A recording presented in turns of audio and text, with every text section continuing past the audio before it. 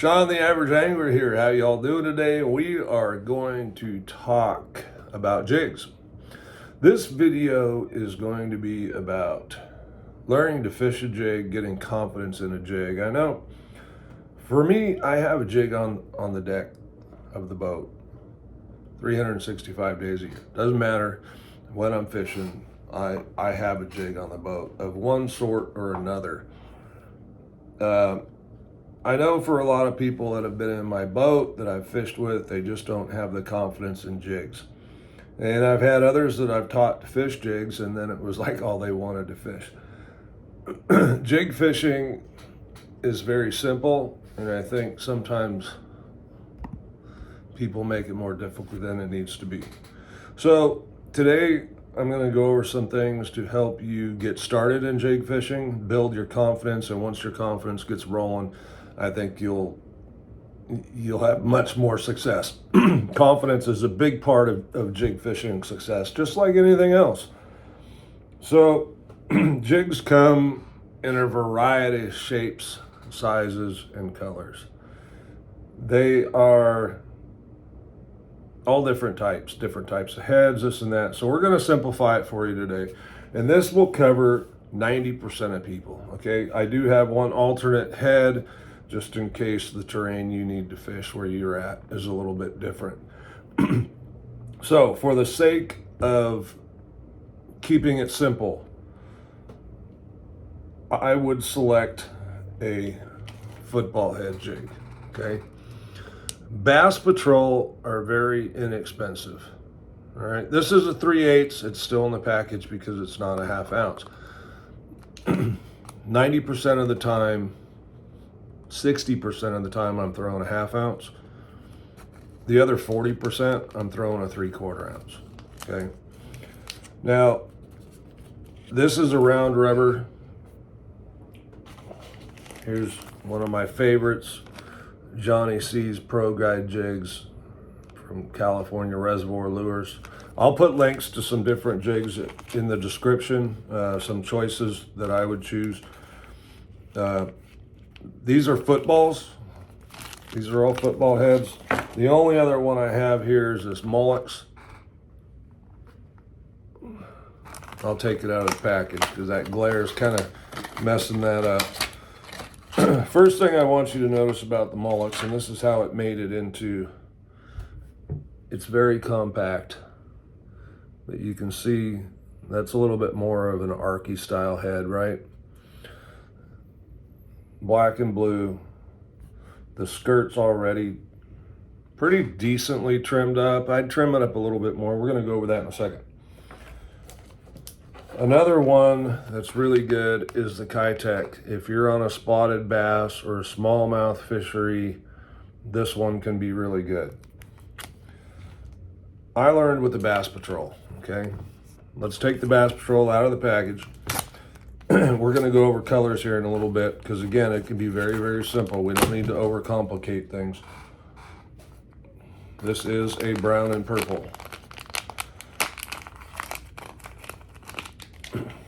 Okay, this is a finesse style jig. One thing with the Bass Patrols you got to know is they cover the point with this little piece of clear tube. Okay, be sure and take it off, otherwise you'll be wondering why you're missing jig bites. Okay, a couple things I would do to this. One, if I'm not throwing in the cover, I'll just axe the weed guard, okay? You can also cut some out,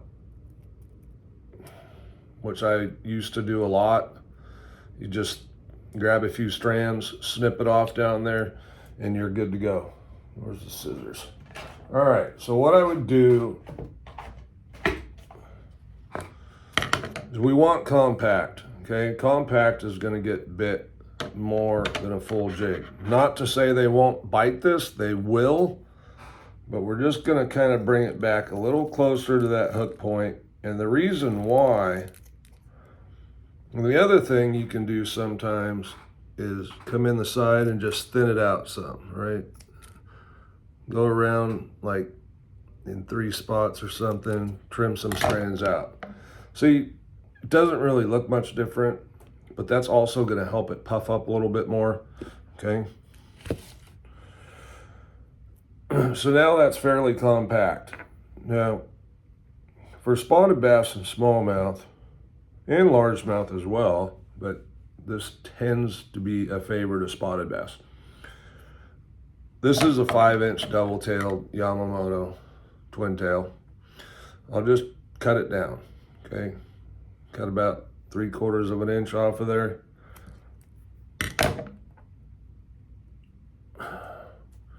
Take your jig, run the bend of the hook all the way to the split of the tails, and then push that baby up there, okay? Now we have a nice compact jig. This is the easiest jig to get bit on in my mind, okay? Now, if you want a little higher quality jig, a little higher quality hook, must add ultra-point hook in this one, the Johnny C. They do cost more than the Bass Patrol. There's a reason for that. Johnny C also hand-tied. Not sure if this is. Oh, yes it is. The Bass Patrol is a hand-tied jig. Okay, the Molex.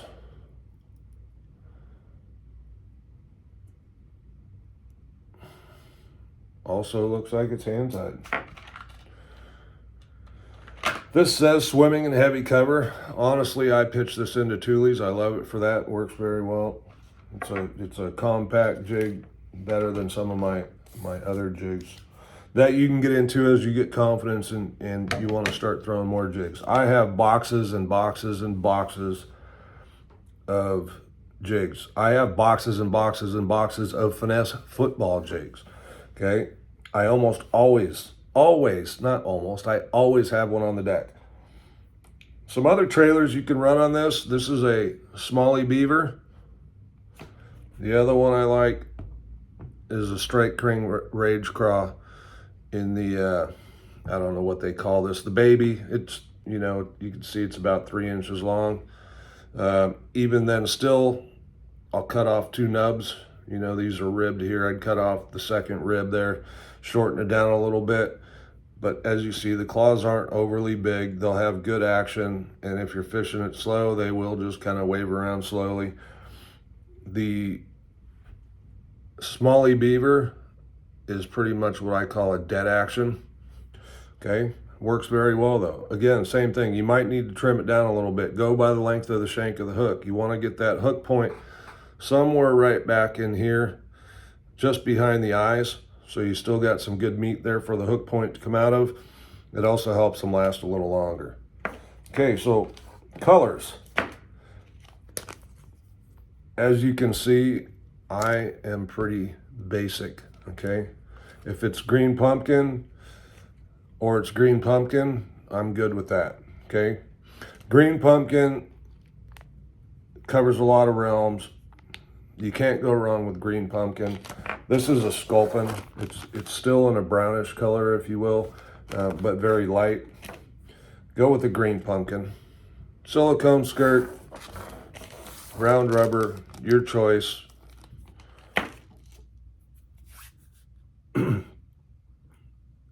You can always add color to it with the trailer, okay? You can put a blue chunk on the back of green pumpkin. You can put a red chunk on the back of green pumpkin. As you'll see, these here are all green pumpkin or watermelon with purple, okay? Every one of them is. That's my staple. Now you know my number one, what I typically throw are those colors, okay? Brown and purple jig with a green pumpkin, and this is my number one. I believe that's a 330 Yamamoto.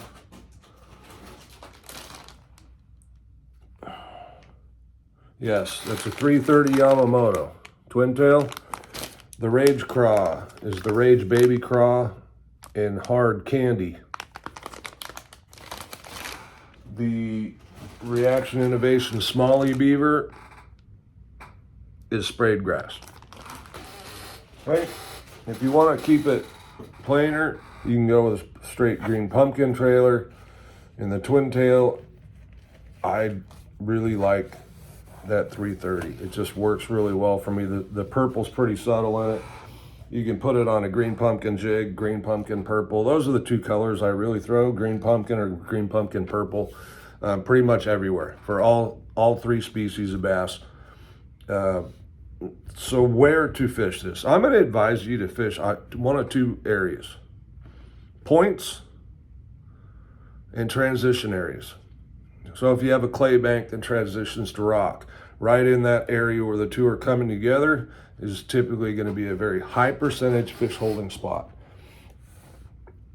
If you have sparse rock, all the better. I throw these, I don't care how much rock there is. I don't tend to like these quite as much on steep, real rocky banks.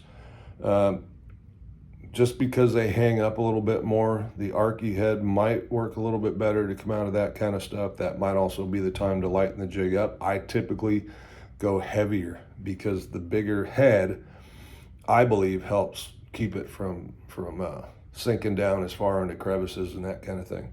There's times where it's just going to happen. I mean, jigs have come a long ways price-wise. This, when I bought this Bass Patrol, they were $1.99. Okay, I still think they're under $3. I haven't bought any recently because I had hundreds of them. And I have silicone skirt and I have round rubber. Honestly, silicone skirts are fine. If you get hand tied, that's preferable.